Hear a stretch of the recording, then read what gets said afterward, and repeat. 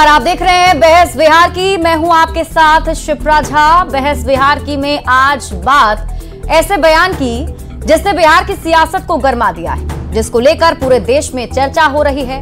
ये बयान दिया है जेडीयू के नए नवेले सांसद देवेश चंद्र ठाकुर ने। देवेश चंद्र ठाकुर सीतामढ़ी के सांसद हैं और जेडीयू के नेता भी हैं। सांसद महोदय को इस बात का दर्द है कि जीवन भर उन्होंने सभी जातियों के अलावा मुस्लिम और यादव जाति के लिए सबसे ज्यादा काम किया, लेकिन चुनाव में इन दोनों समुदाय का वोट उन्हें नहीं मिला। उनका दर्द इस कदर छलका कि वो ये तक कह गए कि व्यक्तिगत काम मुस्लिम और यादव जाति के लोगों का वो नहीं करेंगे। जाहिर सी बात है, ऐसे बयान के बाद सवाल उठेंगे कि उन्हें सांसद चुन लिया गया तो वो सभी के सांसद हैं। आखिर कैसे एक सांसद ये कह सकता है कि जिसने उन्हें वोट दिया है वो सिर्फ उन्हीं का काम करेंगे? क्या सांसद के इस बयान से भेदभाव की बू नहीं आ रही? इसी पर हम करेंगे बहस। हमारे साथ गेस्ट पैनल जुड़ चुका है। हमारे साथ जो गेस्ट जुड़े हैं उनके बारे में आपको पहले बता दें। जेडीयू प्रवक्ता अभिषेक झा जुड़ चुके हैं, बीजेपी प्रवक्ता पीयूष शर्मा हमारे साथ जुड़े हैं, आरजेडी की प्रवक्ता सारिका पासवान और राजनीतिक विश्लेषक डॉक्टर संजय कुमार हमारे साथ जुड़ चुके हैं। आप सभी का बहुत बहुत स्वागत है। मैं आप लोगों तक पहुंचूं, आपसे सवाल करूं उससे पहले दर्शकों को वो बयान सुनाते हैं जिस पर घमासान मचा हुआ है। मेरे यहाँ हर एक मेरे मित्र यादव मित्र का स्वागत है। जो मित्र नहीं है पहले बार भी आना चाहते हैं, उनका स्वागत है। यादवों का और मुसलमानों का आइए, चाय पीजिए, मिठाई खाइए, काम के बारे में मत बोलिए। मैं आपका काम नहीं करूंगा।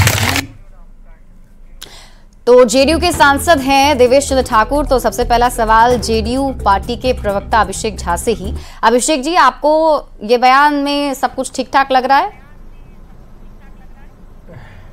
मैं उम्मीद करूंगा कि आप मुझे पूरा बोलने का मौका देंगे। देखिए, देवेश चंद्र ठाकुर जी के बयान को दूसरे तरीके से परोसा जा रहा है। सांसद जब चुनकर कोई व्यक्ति आता है तो उसके ऊपर जवाबदेही होती है सार्वजनिक कामों की। उन्होंने जो चर्चा की है वो कहा है कि कोई व्यक्तिगत काम लेकर के आएगा तो उसमें उनकी रुचि नहीं है।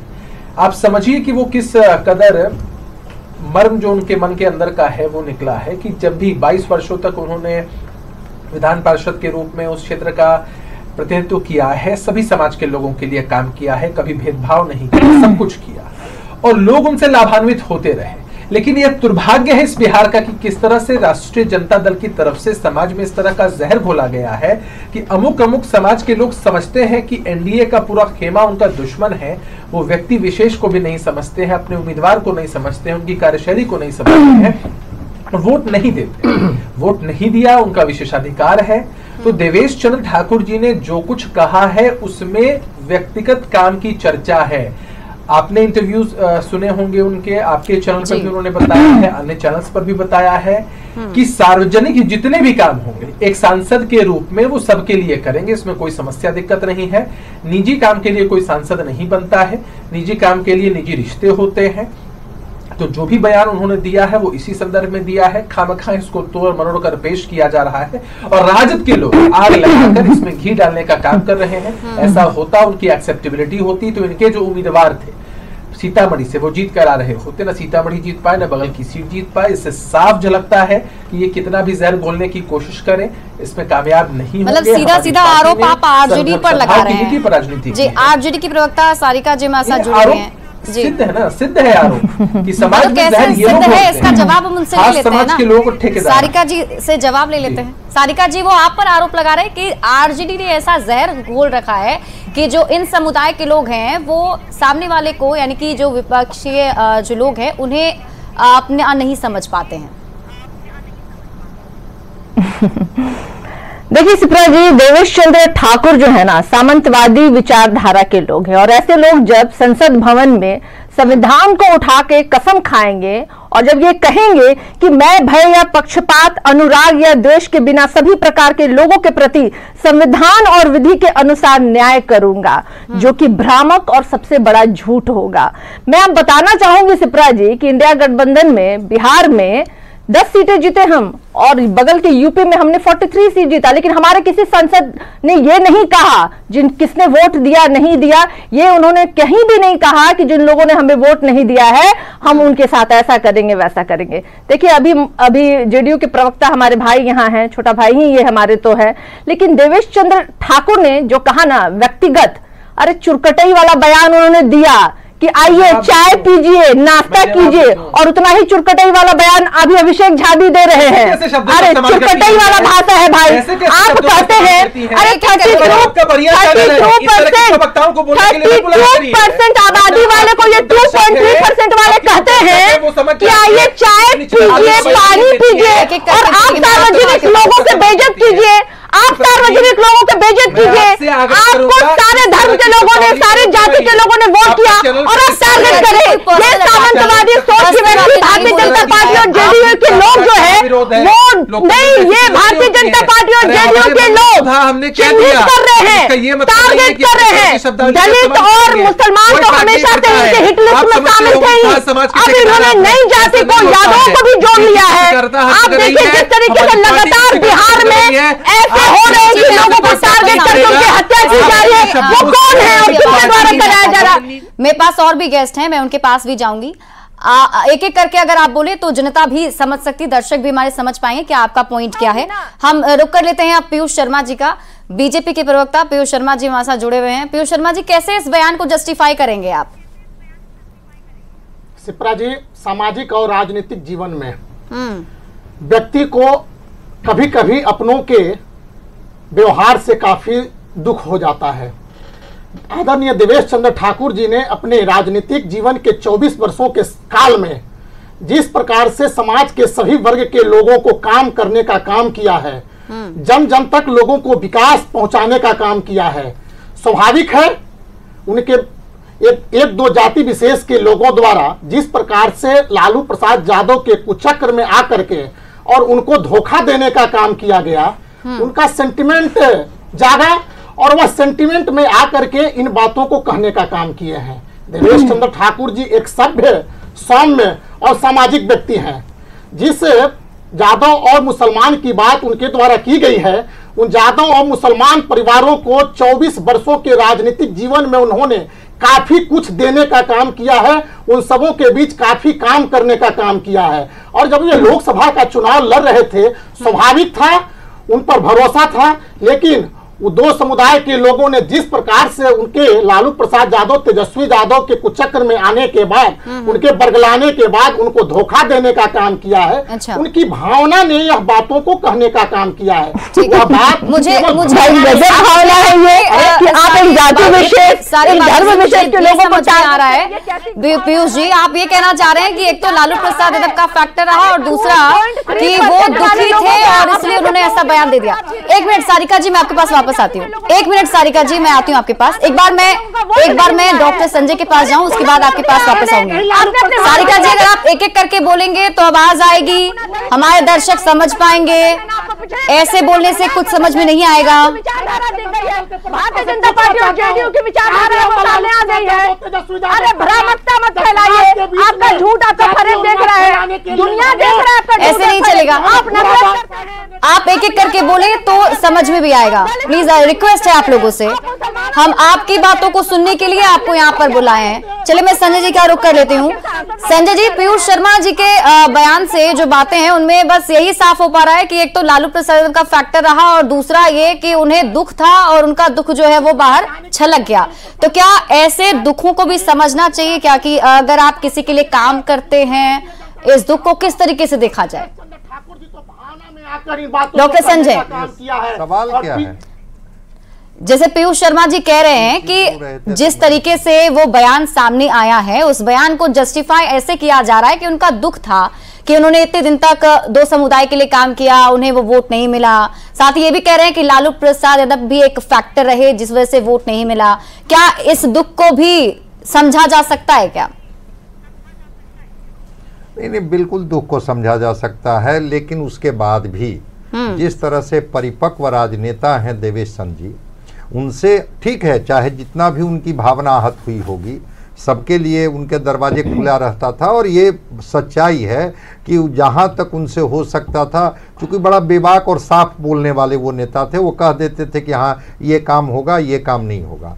लेकिन जब आपको एक दायित्व दिया गया और आप उस क्षेत्र के सांसद हो गए, तो राग और द्वेष से तो आपको निकलना होगा और उस भावना पर आपको नियंत्रण रखना होगा। भावना पर सवार होकर के, चाहे आपके अंदर की जो भी पीड़ा हो, क्या कोई व्यक्ति बीमार होकर के आएगा और निजी ही कहेगा कि हमें अस्पताल में भर्ती करा दीजिए, हमें ऑपरेशन की जरूरत है? मैं नहीं समझता हूं कि देवेश चंद्र ठाकुर चाहे जितने भी दुखी और तकलीफ हो, जो भी आज वो कुछ बोल गए, कल वो मदद नहीं करेंगे, क्योंकि उनके स्वभाव के विपरीत होगा। वो करेंगे मदद, वो हॉस्पिटल में फोन करेंगे, वो डॉक्टर से बात करेंगे, सर्जरी के लिए जो उनसे मदद हो पाएगी वो करेंगे। तो ऐसा नहीं है, लेकिन सार्वजनिक जीवन में इसका एक गलत मापदंड होता है।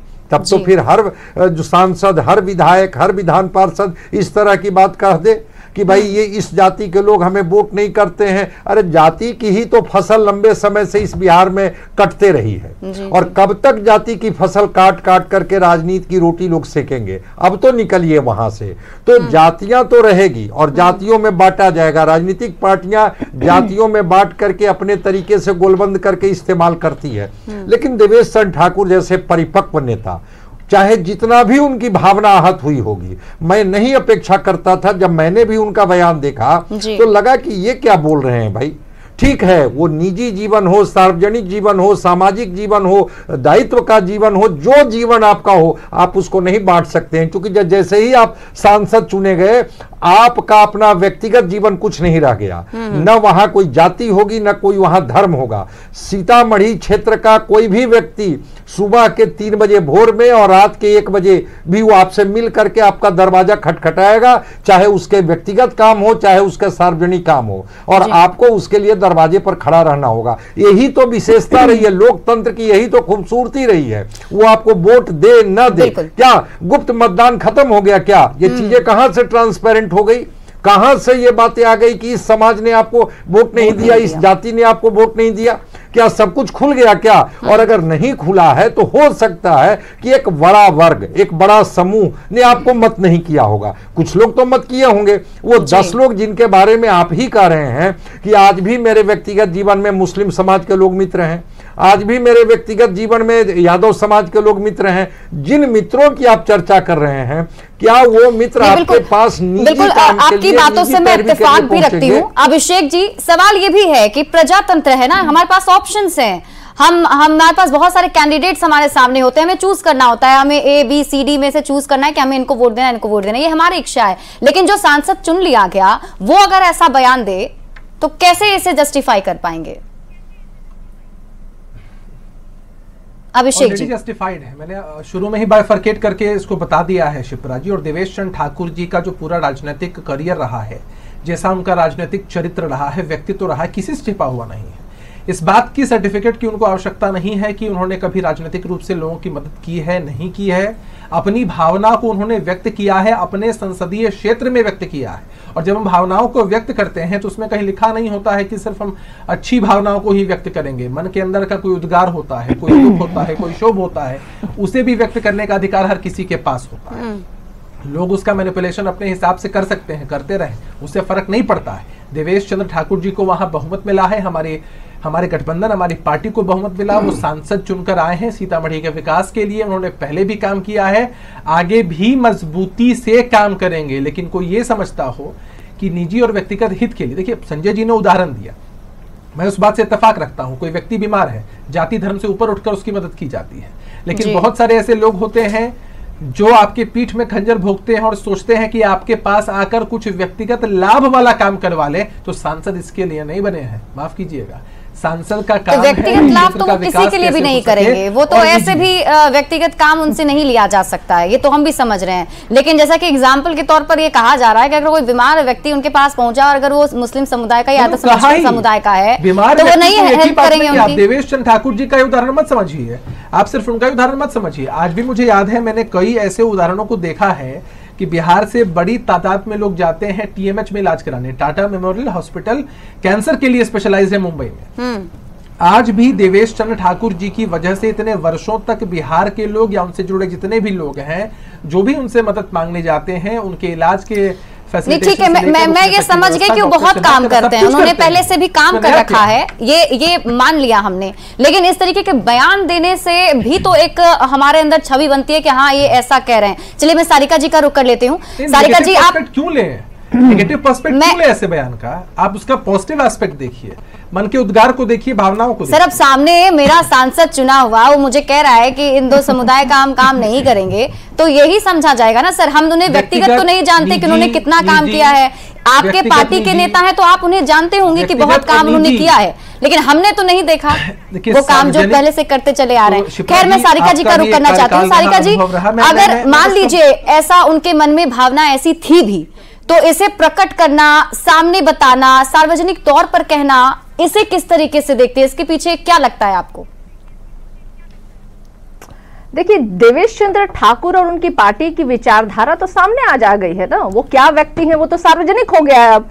भाई सारे लोग तो उनको पर्सनली नहीं जानते थे, लेकिन उनकी भाषा और ये सोच जो है वो दर्शा रही है कि वो किस तरह के व्यक्ति और किस तरह के विचारधारा के लोग हैं वो। और देखिए यही कुकृत, यही विचारधारा जो है ना वो बिहार को गर्त की ओर ले जा रही है। लेकिन ये भूल रहे हैं कि लोकतंत्र है भैया, लोकतंत्र में यही जनता जो है ना आपको अगर गद्दी पे बिठा रही है तो आपको उतार भी रही है। और ये हमारा देश जो है ना 365 दिन यहाँ चुनाव होता है, पंचायत चुनाव से लेकर लोकसभा तक का चुनाव होता है। तो अगली बार आपका क्या होगा जी? कहाँ जाइएगा जी? किससे वोट मांगिएगा जी?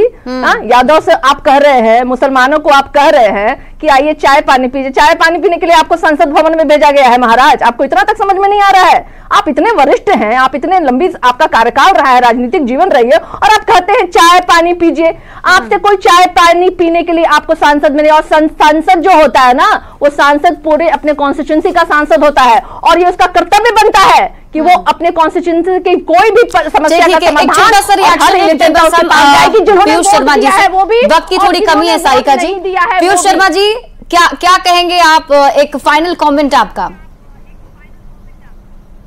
शिप्रा जी, नाराजगी अपनों से होती है। मैंने पहले ही कहा देवेश चंद्र जी एक सभ्य सौम्य विचार के व्यक्ति हैं और 24 वर्षों तक उन्होंने लगातार जन सेवा करने का। अरे भाई नाराजगी है हमको, आप हमारे बड़े अपने हैं तो मुझे नाराजगी है तो मैं। चलिए ठीक है, बहस तो चलती रहेगी और इस बहस पर, इस बयान पर घमासान लगातार मचा हुआ है। बहुत बहुत शुक्रिया आप सभी का हमारे साथ जुड़ने के लिए, इस बहस में शामिल होने के लिए।